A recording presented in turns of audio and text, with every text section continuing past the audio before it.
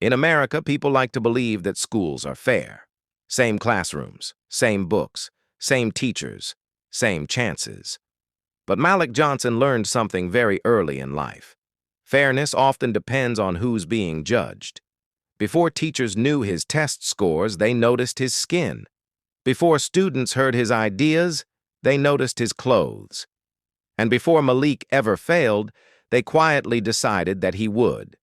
Not because anyone hated him, not because anyone shouted slurs, but because assumptions are quieter than hate and far more common. Malik was poor. Malik was black. And in their minds, that explained everything they needed to know. What no one knew was that Malik was carrying a secret that would eventually expose every single one of them. Every morning, Malik left a small apartment on the east side of the city. The building was old. The elevator barely worked. Paint peeled from the walls like it had given up years ago. His father always walked him to the door. No long speeches, no warnings, just a calm voice saying, "Pay attention today." Malik took the bus alone. He liked the quiet. It gave him time to think. By the time he reached school, he already felt smaller than the building itself. The hallways were loud with confidence. Students laughed freely. Teachers greeted favorites by name. Malik walked carefully, not too fast, not too slow. He had learned that attention was dangerous. In class, Malik sat in the back row. Not because he wanted to hide, but because no one ever invited him forward. When teachers talked about bright futures and potential, their eyes passed over him. When Malik raised his hand, there was often a pause. Sometimes the teacher would look away and choose someone else. Other times they would call on him with a tone that said, "Go ahead. Prove us wrong." Malik noticed patterns.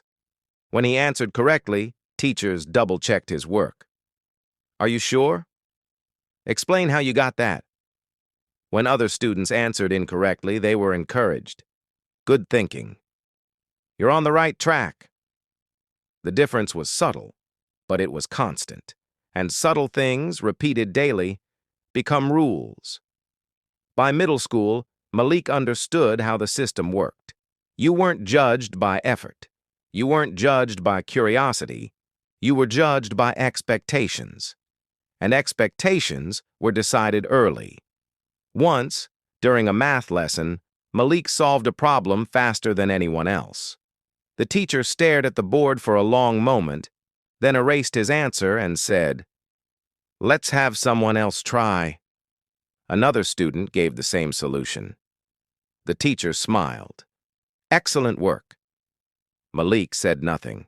Silence was safer. The humiliation rarely came from shouting. It came wrapped in smiles. One teacher leaned over his desk once and said quietly, "Malik, maybe you should think about something more practical." Another laughed and said, "College isn't for everyone, and that's okay." The class laughed too. No one looked at Malik directly. They didn't need to. Students followed the teacher's lead. During group projects, Malik was always the last choice. Sometimes no one chose him at all. He worked alone. Again. They joked about his shoes, about his lunch, about the way he spoke carefully, as if every word needed permission. Once, a boy asked him, "Why do you even try so hard?" Malik didn't answer. He had already learned that explaining yourself only made things worse. At home, the world felt different. Not bigger, not richer, just quieter. The apartment was small but clean. No expensive furniture. No signs of success. His father cooked dinner every night. They ate together at the kitchen table. No television, no phones, just conversation. They talked about history, about how systems were built, about how power rarely announced itself. His father never spoke about work, never complained. He listened, and sometimes he said things Malik didn't fully understand yet, like, "People mistake silence for weakness," or "Never correct someone who underestimates you too early." Malik trusted him. He didn't know why, but he did. One afternoon, the school held an assembly. A guest speaker talked about success, about ambition, about knowing your limits. At one point, a teacher laughed and said, "Well, statistically speaking, not all of you are going to make it." Her eyes rested on Malik just a second longer than necessary. The room laughed. Malik felt something tighten in his chest. Not anger, something heavier. That day, silence didn't feel like protection anymore. It felt like permission. That evening, Malik didn't go straight to his room. He sat at the kitchen table instead. His father noticed immediately. Malik spoke slowly. He told him everything: the jokes, the looks, the lowered expectations, the way teachers talked around him, never to him. His father didn't interrupt, didn't react. When Malik finished, the room stayed quiet for a long time. Finally, his father nodded and said something Malik didn't expect. "Tomorrow, don't explain yourself." Malik looked up. "Don't defend yourself," his father continued. "Don't argue. Don't react." "Why?" Malik asked. His father stood up, walked to the door, and picked up his jacket. "Because tomorrow," he said calmly, "they're going to learn something about assumptions." The next morning, Malik didn't take the bus. A black government vehicle turned into the school parking lot instead. Teachers watched from the windows. No sirens, no noise, just quiet authority. Malik stepped out beside his father. For the first time, every eye in the building noticed him, and nothing would ever be the same. The school thought it would be a normal day. Same hallways, same routines, same unspoken rules.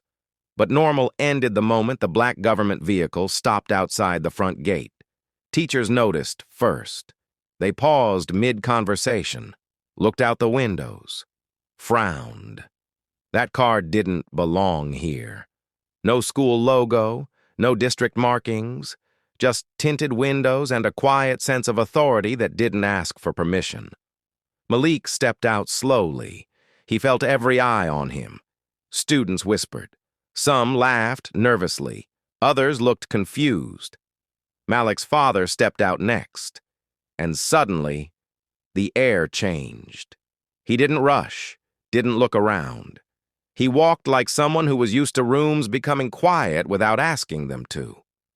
Inside the school, the principal was already on edge. When the front office phone rang, her smile disappeared. She recognized the name before the sentence ended. "Yes, of course," she said quickly. "We'll make arrangements." She hung up and straightened her jacket. Something was wrong. Very wrong. Malik and his father were escorted inside. Students watched from the hallways. This was new. Malik had walked these halls for years without being noticed. Now, teachers stepped aside.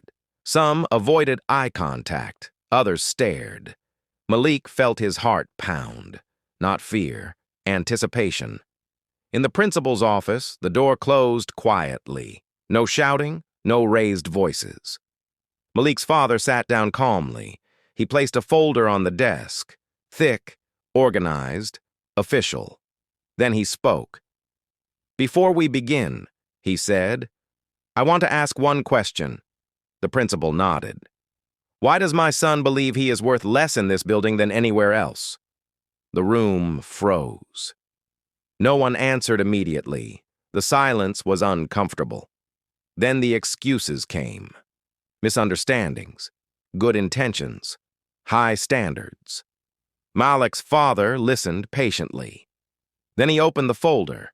Inside were documents, reports, emails, data, patterns of grading, patterns of discipline, patterns of expectation. Names were highlighted, dates circled. Nothing emotional, just facts. "You see," Malik's father said calmly, "bias rarely announces itself. It hides in patterns. And patterns," he continued, "are my responsibility." The principal swallowed hard, because now she recognized the badge.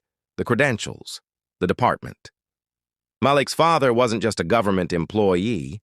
He was a senior federal oversight official. Education compliance, funding audits, civil accountability. This wasn't a complaint. This was review. Word spread quickly. Teachers were called in one by one, not accused, questioned. Why Malik was discouraged more than others. Why his mistakes were remembered longer. Why his achievements were questioned. Some teachers defended themselves. Others stayed quiet. A few realized, for the first time, what they had been doing. Malik sat silently in the corner. For once, no one spoke about him. They spoke because of him, and it felt strange, almost unreal. By lunchtime, the school felt different. Teachers avoided Malik's eyes. Students whispered. The jokes stopped. The laughter changed tone. Fear had replaced confidence.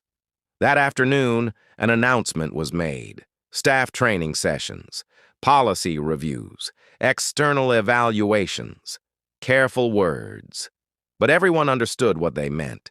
This school was being watched now, closely. Malik didn't feel victorious. He didn't feel angry either. He felt clear. For the first time, the weight he carried was visible to others. In the following weeks, changes came quickly. Teachers called on Malik, listened, didn't second guess.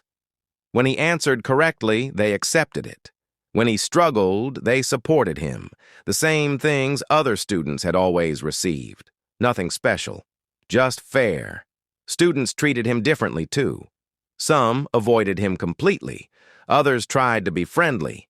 A few apologized. Malik accepted none of it personally. He had learned something important. Respect that appears overnight was never real to begin with. One afternoon, Malik stayed late after school. A teacher stopped him in the hallway. "I didn't realize," she said quietly. Malik looked at her. "I know," he replied, and walked away. At home, nothing changed. Same small apartment, same quiet dinners. His father never asked what people were saying. He didn't need to. One night, Malik finally asked a question. "Why didn't you tell me what you did for work?" His father smiled slightly. "Because I wanted you to learn who you were without it." "Power," his father said, "is useful when it's necessary. But character," he added, "is who you are when power isn't visible." Malik understood then why they lived simply, why his father stayed quiet, why silence had always been a lesson. Years later, Malik would remember that school, not with anger, but with clarity. He learned that intelligence doesn't protect you, that effort doesn't guarantee fairness, and that sometimes the world needs proof before it offers respect.